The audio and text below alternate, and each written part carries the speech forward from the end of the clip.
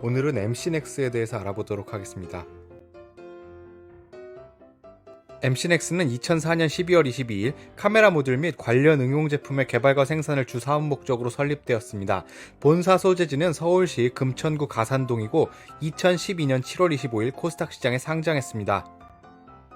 회사의 주요 제품은 초소형 카메라 모듈입니다. 여기 나와 있는 바와 같이 다양한 카메라 모듈과 관련 제품들을 생산하고 있는데 주요 제품은 휴대폰 및 자동차용 카메라 모듈입니다.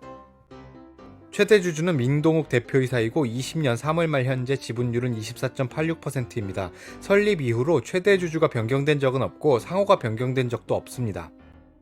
최근 5년간 자본금 변동 사항입니다. 2018년과 2019년에 전환사채의 전환권 행사 내역들이 있는데 20년 3월 말 현재 미상환 전환사채는 없습니다. 20년 3월 말 현재 유통 주식수는 약 1763만 주입니다. 상환전환 우선주를 발행했었던 것을 확인했는데 지금은 소각이나 보통주 전환을 통해 현재는 발행된 내역이 없고 자기 주식을 23만 주 보유하고 있습니다. 연결 대상 종속회사는 베트남 생산법인 그리고 중국 생산법인 이렇게 두 법인이 있습니다. 베트남 님빈에서 휴대폰 및 자동차용 카메라 모듈을 생산하고 있고 중국 상해에서는 자동차용 카메라 모듈을 생산하고 있습니다. 규모로 봤을 때는 베트남 법인이 19년 말 자산 총액 규모가 3,602억 원 규모이고 중국 법인은 131억 원 규모입니다. 베트남 법인은 2013년 설립됐고 2019년 12월까지 1공장부터 3공장까지 투자하고 준공되었습니다. 그리고 2017년 2월에는 하이테크 기술 인증을 받았습니다. 중국 법인은 2006년 9월에 설립되었고 현재 1에서 3공장까지 완공해서 운영 중입니다. 2014년 9월에는 상해법인 기술연구소를 통해 고신기술기업 인증을 받았습니다. 중국의 고신기술기업 인증과 베트남의 하이테크 기술 인증은 유사한 종류의 기업 인증 방식인데 대부분 세제 혜택을 받기 위해서 진행하는 인증 방식입니다. 베트남 하이테크 기술 인증의 경우에는 승인을 받는 경우 향후 15년간 법인세율을 감면받습니다. 최초 4년간은 완전 면제, 그리고 9년간 5%, 마지막 2년간은 10%의 법인세율을 적용받습니다. 기존 법인세율이 22%인 것을 고려하면 기업 입장에서 아주 유용한 혜택인 겁니다. 2017년에 하이테크 기업 인증을 받았으니까 2020년까지는 4년 완전 면제 기간에 포함될 것입니다. 중국의 고신기술 기업으로 인증을 받게 되면 기존에 적용되는 법인세율 25%를 15%로 낮춰서 적용받게 됩니다.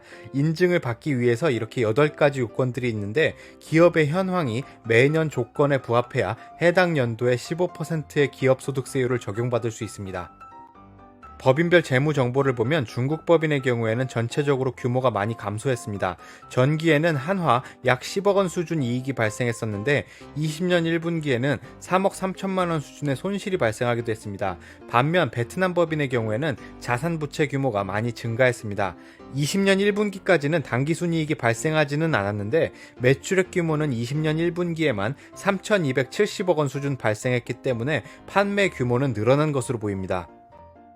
자동차용 제품의 비중은 2019년부터 10% 미만을 차지하고 있고 휴대폰용 제품이 나머지 90%의 비중을 차지하고 있습니다. 생산 능력을 보면 2019년에 증설한 것을 확인할 수 있습니다. 생산 가능 제품 수량을 40% 수준 증가시켰습니다. 휴대폰용 부품의 경우에는 1분기 동안 약 75%의 가동률을 보였고 자동차용 부품의 경우에는 93%의 가동률을 달성했습니다. 전반적으로 수출 규모가 전체 매출의 80에서 90% 수준을 차지하고 있습니다. 2018년에는 수출 규모가 84% 수준이었는데 2019년 들어서면서 수출액이 급증하면서 1조 원 규모를 넘어섰고 비중으로는 93.6%를 달성했습니다. 20년 1분기에는 88.7%를 기록하고 있습니다. 주요 거래처는 삼성전자로 20년 1분기 동안 3,210억 원 규모의 매출이 발생했습니다. 19년 1분기에는 1,861억 원이었는데 1년 만에 72.4% 수준 증가한 것입니다. 매출 비중으로 보면 삼성전자 매출이 86.98%를 차지하고 있습니다.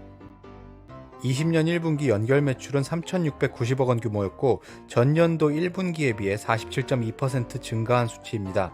매출 총이익은 16.2% 증가했고 영업이익률은 0.6%만 증가했습니다. 매출액이 증가한 만큼은 아니지만 이익 규모도 증가한 상황입니다. 19년 1분기에 비해 20년 1분기에는 매출 총이익률과 영업이익률이 감소했습니다. 판관비 대비 매출액 비중을 보면 5.6%로 오히려 감소했는데 이익률이 하락한 것은 판가 또는 제조원가에서 원인을 찾을 수 있을 것으로 보입니다.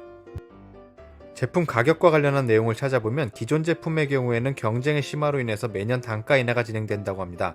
그런데 계속 신제품이 나오면서 전반적으로는 제품 단가가 꾸준히 상승하고 있는 추세라고 설명하고 있습니다. 원부자재 매입 내역입니다. 연도별로 차이는 있지만 품목별로 보면 렌즈와 센서의 매입 비중이 금액 기준 2019년에는 64%, 20년 1분기에는 72.4%를 기록했습니다. 원부자재별 구매 내역입니다. 여기서도 품목별로 차이는 있지만 구매 비중이 높은 렌즈와 센서의 단위당 가격이 많이 상승한 것을 볼 수 있습니다. 증가율을 산출해보면 렌즈 가격은 20년 1분기에 2019년에 비해 40.5% 증가, 센서는 무려 74.8% 증가했습니다. 매출 총이익률 하락의 원인은 매출 원가의 증가이고 이건 렌즈와 센서의 가격 상승분이 큰 비중을 차지하는 것으로 보입니다. 20년 1분기 추세가 1년 내내 이어진다고 가정했을 때 20년 예상 재무자료를 산출해봤습니다. 2020년에는 약 1조 4,760억 원 수준의 매출액 규모를 달성하는 것으로 예상됩니다. 전년도에 비해서 약 16.4% 수준 증가하는 규모입니다. 특수관계자 거래 내역입니다. 베트남 법인 매출액이 20년 1분기에 3,270억 원이었는데 동기간 동안 본사로부터 매입한 상품 금액이 3,037억 원이었습니다. 베트남 법인의 원부자재 조달은 한국 본사를 통해 이루어지는 것으로 확인됩니다. 현금 흐름 내역을 보면 운전자본 증가로 인해서 영업활동 현금 흐름이 마이너스이고 유형자산 투자로 인해서 투자활동 현금 흐름도 마이너스를 기록했습니다. 두 현금 흐름의 합계는 602억 원 현금 유출입니다. 이렇게 발생된 현금 부족분은 단기 차입금을 조달해서 채우고 있는 상황입니다. 재무활동 현금 흐름 내역을 보면 단기 차입금이 20년 1분기에 600억 원 수준 증가한 것을 볼 수 있습니다. 자산 규모는 20년 1분기 동안 전년도 말에 비해 31.2% 증가했는데 매출 채권이나 재고자산 등 운전자본 규모가 많이 증가한 것이 원인입니다. 그러면서 매입 채무 규모도 많이 증가했는데 자금 조달을 통한 차입금 규모도 늘려서 부채 총계도 53.7%나 증가했습니다. 유동 비율과 당좌 비율 모두 100% 미만이라 좀 아슬아슬하기는 하지만 문제가 될 만한 수준은 아닌 것으로 보입니다. 매출이 급증하면서 현금이 줄고 재고자산이 늘어나는 등 이렇게 발생되는 현상인데 20년 1분기에는 19년 말에 비해 유동성 측면에서는 개선된 상황입니다. 자금 조달 목적으로 차입금 규모를 늘렸기 때문에 부채 비율이 많이 증가했습니다. 검토 요약하겠습니다. 2020년 MC넥스의 화두는 매출 급증으로 볼 수 있습니다. 여러가지 제품 중 휴대폰용 카메라 모듈의 삼성전자 베트남 법인 SEB로의 판매 물량이 급증한 것입니다. 전년도 대비 삼성전자 매출 물량은 72.4% 증가했고 2020년 연결 기준 예상 매출액은 1조 4천억 원을 넘어서는 것으로 산출됩니다. 주요 원 부자재 중 써니옵틱스, 코아시아 등으로부터 구매하는 렌즈나 센서의 구매 단가가 2019년에 비해서 2020년에는 급격히 상승했습니다. 렌즈 가격 40.5%, 센서 가격 74.8%가 증가했습니다.